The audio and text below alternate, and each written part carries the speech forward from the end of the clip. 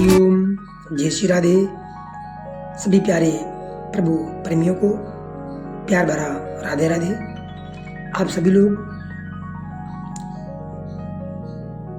का स्वागत है आपके अपने परिवार अध्यात्म साधना यूट्यूब चैनल पर। आप लोग श्रीमद् भागवत महात्म की कथा श्रवण कर रहे हैं। इसी के आगे की कथा आप लोग श्रवण करें। भगवान करे सभी का दिन शुभ हो। ये श्रीमद् भागवत महापुराण शनि प्रभु की कथा सुनना बहुत बड़ी सौभाग्य की बात है।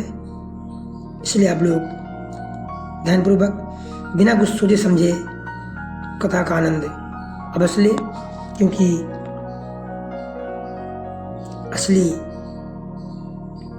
भक्ति यही है कि प्रभु की कथा को सुनना, प्रभु की कथा को सुनना। तो आगे देखिए, इस लोक में सप्ताह श्रवण करने से भगवान की शीघ्र ही प्राप्ति हो सकती है। अतः सब प्रकार के दोषों की निवृत्ति के लिए एकमात्र ही साधन है। इस प्रकार सूत जी कह रहे हैं। अतः सब प्रकार के दोषों की निवृत्ति के लिए एकमात्र ही साधन है।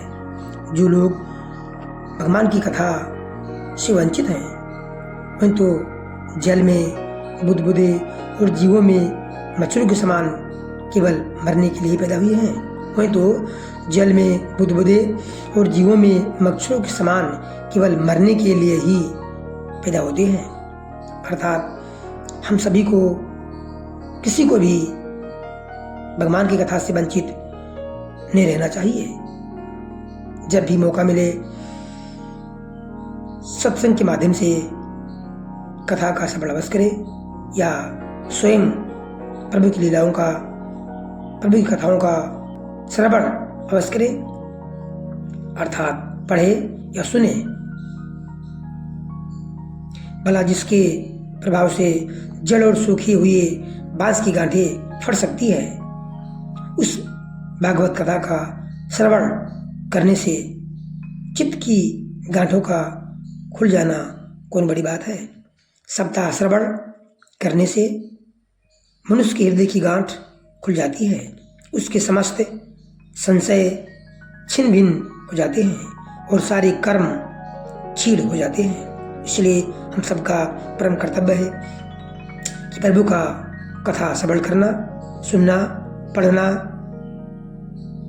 उनके गुण का ध्यान करना, मनन करना, प्रभु से प्रेम करना बहुत परम आवश्यक है।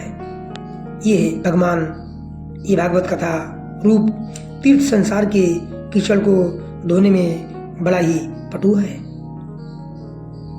विद्वानों का कथन है कि जब ये हृदय में स्थित हो जाता है तब मनुष्य की मुक्ति निश्चित ही समझनी चाहिए।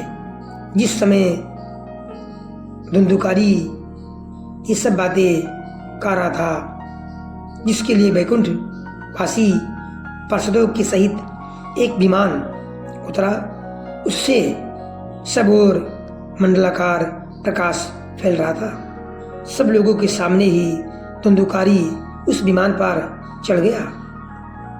तब उस विमान पर आए हुए पार्षदों को देखकर उसने गोकर्ण से ये बात कही। गोकर्ण ने पूछा, भगवान की प्रिय पार्षदों, यहाँ हमारे अनेकों शुद्ध हृदय श्रोतागण हैं। उन सब के लिए आप लोग एक साथ बहुत से विमान क्यों नहीं लाए? हम देखते हैं कि यहाँ सभी ने समान रूप से कथा सुनी है, फिर फल में इस प्रकार का भेद क्यों हुआ, ये बताइए। भगवान के सेवकों ने कहा, हे मानव, इस फल भेद का कारण इनके श्रवण का भेद ही है। यह ठीक है कि श्रवण तो सबने समान रूप से ही किया है, किंतु इसके जैसा मनन नहीं किया।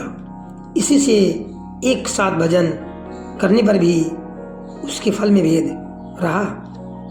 इस प्रेत ने 7 दिनों तक निराहार रहकर श्रवण किया था, तथा सुने हुए विषय का स्थिर चित्त से ये खूब मनन निध्यासन भी करता रहता था। जो ज्ञान दृढ़ नहीं होता वो व्यर्थ हो जाता है। इसी प्रकार ध्यान न देने से, श्रवण का, संदेह से, मंत्र का और चित्त की इधर उधर भटकते रहने से जब का भी कोई फल नहीं होता।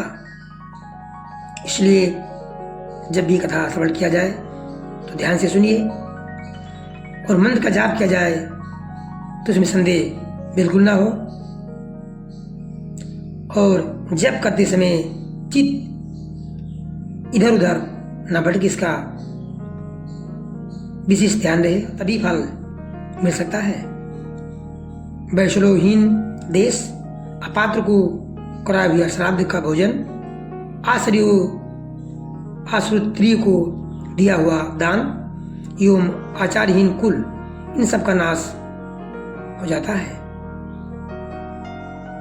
गुरु वचनों में विश्वास, दीनता का भाव, मन के दोषों पर विजय और कथा में चित्त की एकाग्रता इत्यादि नियमों का यदि पालन किया जाए तो श्रवण का यथार्थ फल मिलता है। यदि ये श्रोता फिर से श्रीमद् भागवत की कथा सुने तो निश्चय ही सबको वैकुंठ की प्राप्ति होगी। इसलिए हम सबका कर्तव्य है, कर्म है कि प्रभु की भक्ति,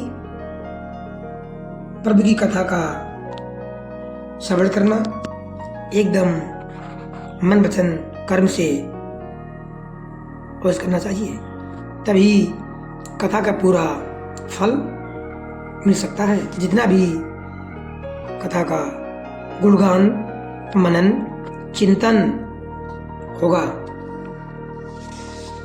उतना ही हमारे प्रभु जी हम सब पर कृपा करेंगे। भगवान करी सभी का दिन शुभ हो। हरिओम, हर हर महादेव।